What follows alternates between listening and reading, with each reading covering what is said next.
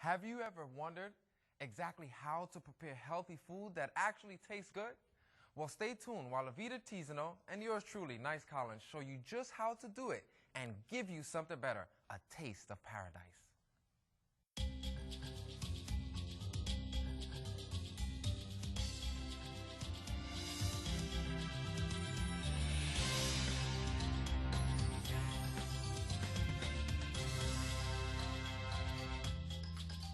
Welcome to A Taste of Paradise. My name is Avita Tizano. Today we're going to do one of my favorite recipes. It's a raw confetti kale salad. Now I'll do a different variation of this kale salad using the green leafy kale, but today we're using the dinosaur kale, which is what we have here.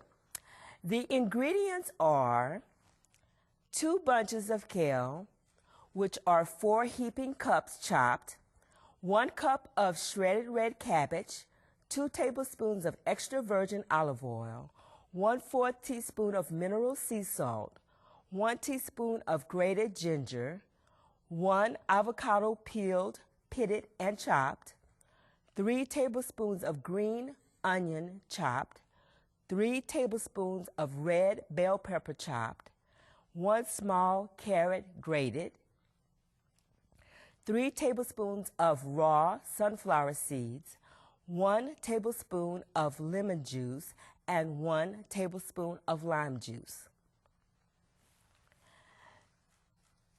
Now, we begin this recipe by destemming the kale. Now, you can either pull it off by hand like this, or you could take the knife and you can just run it along the stem and cut it like so. Whatever is your preference. Now we're going to do this is a fancy French term. It's called chapinade. And you layer the kale, you roll it,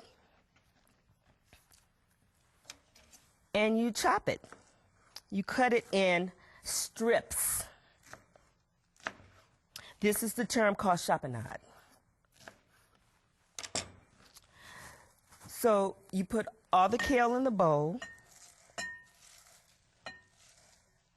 Kale is an amazing vegetable. It's high in iron, high in fiber, loaded with nutrients. So you want to put the salt, mineral sea salt, and we're using mineral sea salt that have not been bleached. It still has a lot of different minerals, and it has color. It's not white. We are using lemon juice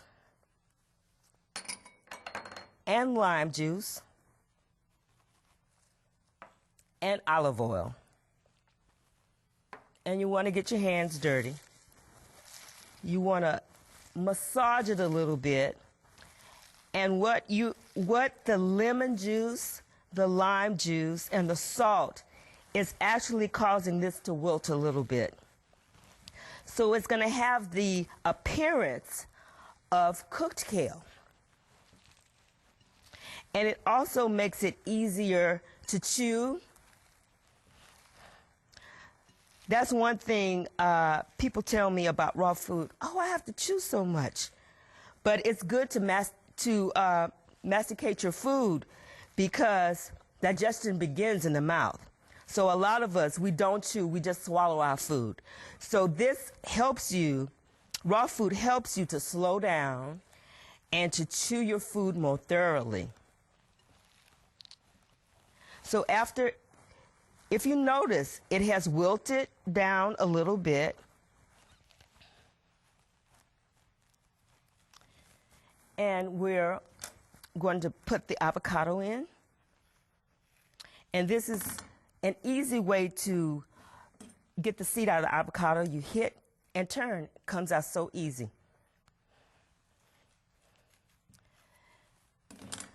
And you use a spoon putting the avocado in. This is a little messy, but it's a wonderful recipe. And it's very quick. There is no equipment required, only a knife, chopping board, spoon. And you can shred the cabbage by hand. You could use it with a grater, or you can chop it up finely yourself. I used the food processor and I chopped it up a little bit. But it's whatever your preference. Now, after you've gotten the avocado all mixed in,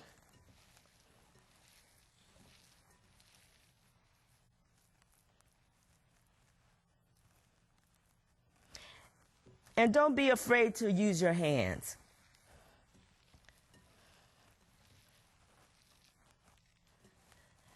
Now we're going to add all the rest of the ingredients. I'm going to clean my hands real quick.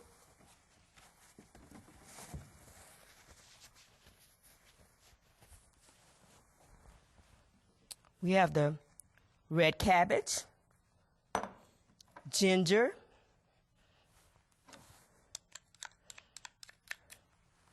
ginger gives it that warming taste. Shredded carrots, which are excellent for your eyes. Red bell pepper, high in vitamin C, green onions. And last but not least, sunflower seeds. You just want to toss this around. Look at all the colors. You know, you should always eat the rainbow. And this is one way to eat the rainbow. We have green, we have orange, red, purple. You have good fats. This is an amazing recipe. So we're going to plate it.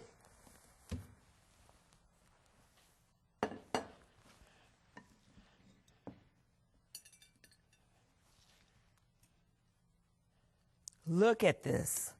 This is great as a side dish, or you can eat it alone as a meal because it really has a lot of protein in it with all the different fats and the sunflower seeds.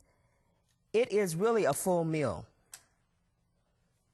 And here we have it, an amazing kale salad that is loaded with minerals and vitamins, and it is so delicious. Next, we're going to do cherry chewy carob brownies. And the ingredients are 4 cups of soaked and dehydrated walnuts, 3/4 cup of packed pitted dates, 3/4 cup of raw carob powder, 2 teaspoons of vanilla extract, 1/2 cup of coarsely chopped walnuts or almonds soaked and dehydrated, 1/2 cup of dried cherries or raisins, 1/4 teaspoon of mineral sea salt. So we're going to begin with walnuts that have been soaked and dehydrated. The reason why we soak the nuts is because nuts are usually hard to digest. And by soaking them, it releases the enzyme inhibitors on the nuts. So, and the reason why we dehydrate them, because we need dried nuts. We need them dried. We don't want them wet.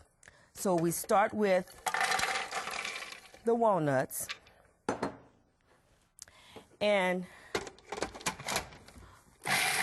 we'll process them.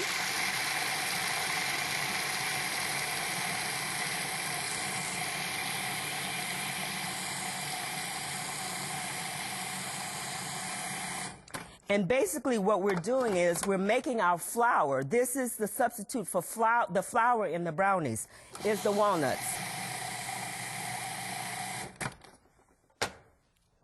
And then we put in our dates. These dates have been soaked.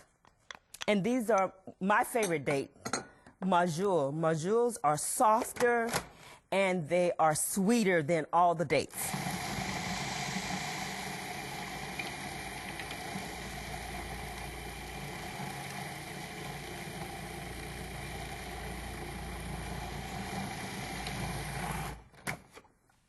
You want to add the carob powder, the vanilla extract, and the salt. And continue the process.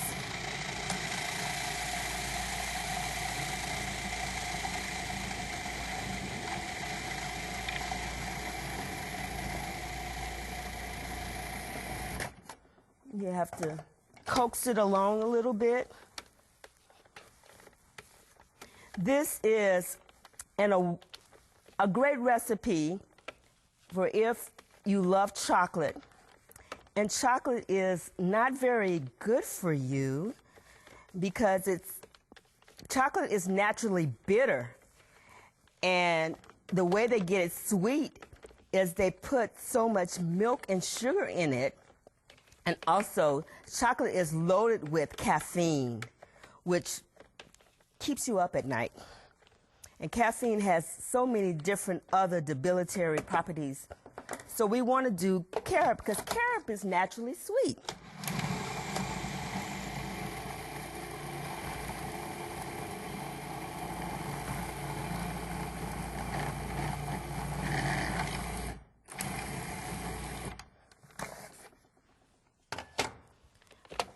So we want to transfer this into our bowl.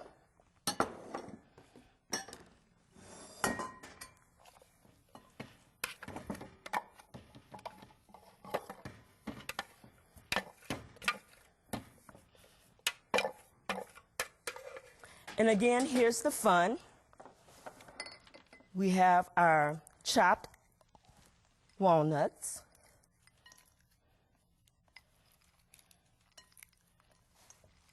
And these are dried cherries, and they are tart cherries.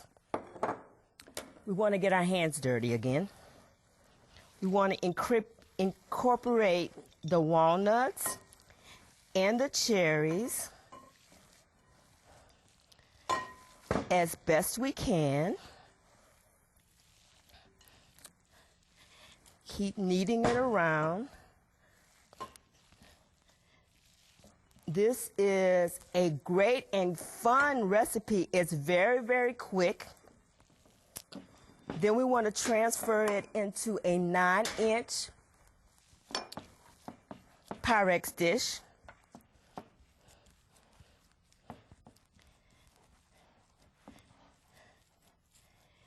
Now you can, if you want, you can do a fudge icing with a little carob powder and coconut oil and honey, and you could put it that way, or you could put it on, smooth it on as an icing, or you can just eat this way.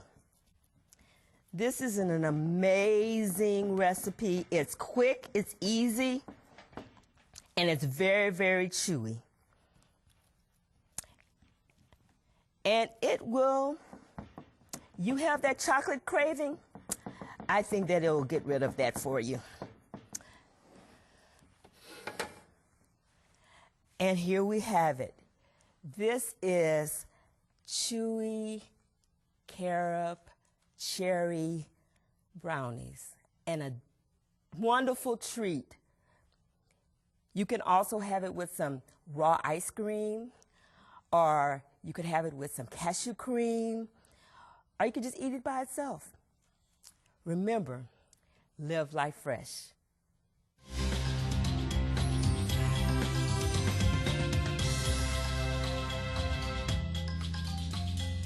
Super healthy.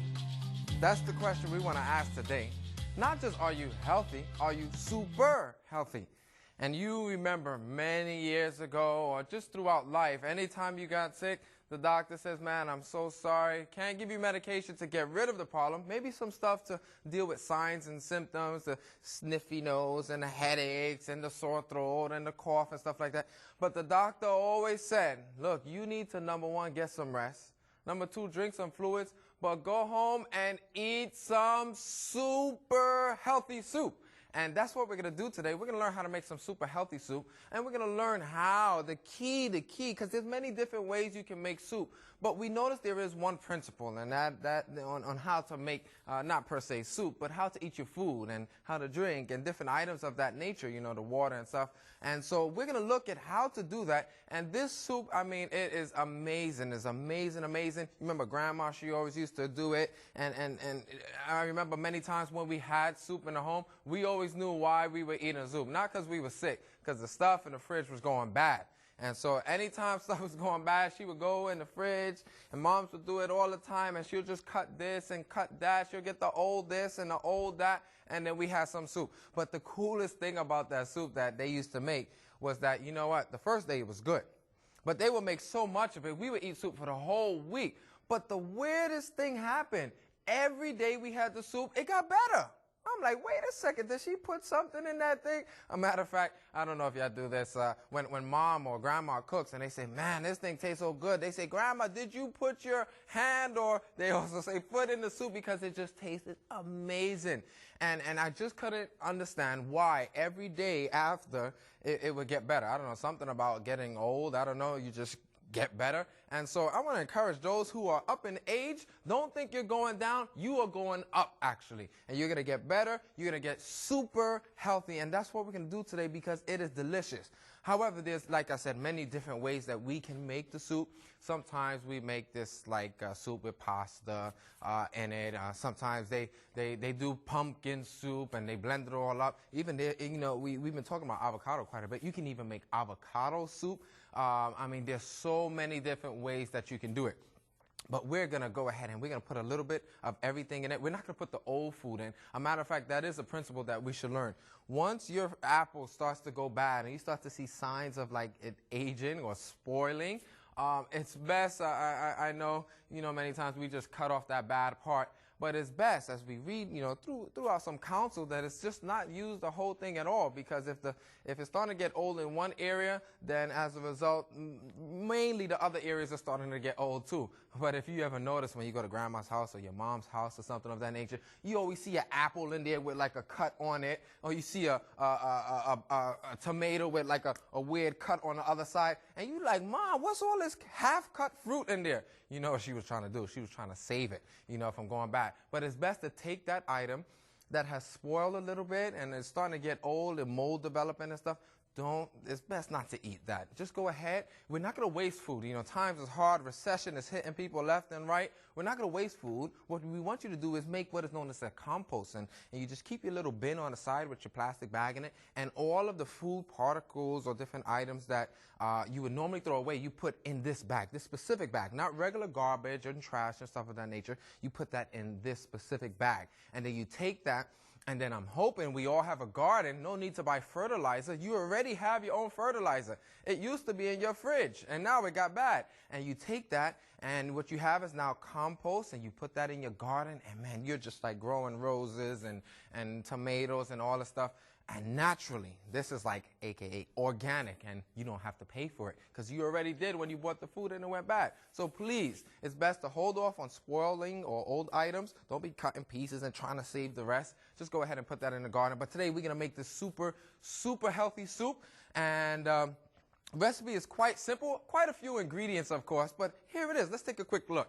All you need for the super healthy soup is 8 to 10 cups of water, 2 cups of dried lentils, 3 cloves of garlic, 2 tablespoons of thyme, 1 bay leaf, 1 tablespoon of honey, 1 cup of coconut milk, 2 tomatoes diced, 2 carrots chopped up, 2 medium-sized potatoes cubed, 1 onion diced, 2 stalks of celery chopped, and 2 cups of pumpkin cubed, and 1 to 2 tablespoons of chicken-style season. That's also optional, along with the 1 tablespoon of Italian season, which is optional. And the key is sea salt to taste.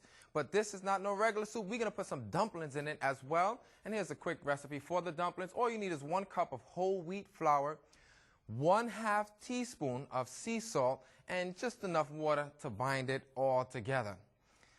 Now, I don't know about y'all, but that was super tiring. But I know by the time I finish cooking this soup and making it, I'm going to be super healthy by the grace of God, of course. And what you do, the recipe is quite easy. You have your lentils. You just take your lentils. You can do split peas. You put that in a pot there. We're going to turn this fire on, but I'm just sharing with you a simple way to do it. You take that, you basically, easiest thing to do, you take all your ingredients and load it up. Don't tell nobody what you put in it because they may be concerned. So we'll add all of these ingredients. We have the carrots in there. Also, as I say, you're going to keep some more water because what we're going to do, we're going to boil it nicely until it's ready to go. We have our onions in there. We have the celery in there. Like, you don't need me to teach you how to do this. You probably could do this yourself. But we're just sharing all of some of the like super items that works for us here. And we have our seasonings as well, our herbs. We're going to turn the fire up. I already have another finished product for you all. And people are like, why you added some honey to that? We never add honey to ours, but watch this. This is the key. This is going to add some serious flavor to your super healthy soup. So we're going to add some honey in that, get this water boiling eventually, and your bay leaf. Yeah, you all know about bay leaf. No, it probably wasn't in there, but we're going to add just one little bay leaf, maybe two, you know, your choice. And then sea salt, of course, to taste. I like to start off with less salt, and then I like to put the rest in eventually. So we're going to let this boil, but then we have to get that coconut milk. Don't tell anybody this is actually the secret ingredient. This is going to provide you with those lot of vitamins and minerals. Add that extra little flavor to it.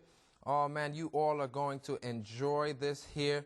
And then what you'll eventually do is you'll cover this up nicely and let that cook properly there. So that right there is going to get our super healthy soup started. This is, like I said a little bit earlier, dangerously good for you. Now, why do I consider it dangerously good?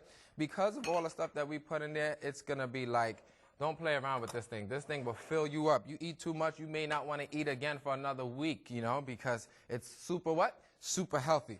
But as that goes ahead and starts to cook, it's going to simmer. You know, it takes a little bit of time. You don't need me to teach you how to do it. You always check the lentils to make sure they're nice and they'll start to break up for you and get soft. If you want to use different beans, that's fantastic too. Some people use kidney beans. Some people use pinto beans. With those, however, because they're, you know, their size a little bit bigger, we like to let those soak overnight, okay? You soak those overnight. Put a little salt in it, let them soak, and then the next day you have to change that water, okay? Don't use the same water. One person said, I can't eat beans, they just cause trouble in here. And obviously because of the skin, the carbohydrates is really hard for the body to like break down, so then it gets very what? Very flammable. And I don't think you need me to explain what I'm talking about here with the beans. So what you do is you take those beans that you've soaked overnight, wash them, rinse them properly, then you start the new batch of what? Of water, then you put all of the other ingredients in there, and you can use any bean of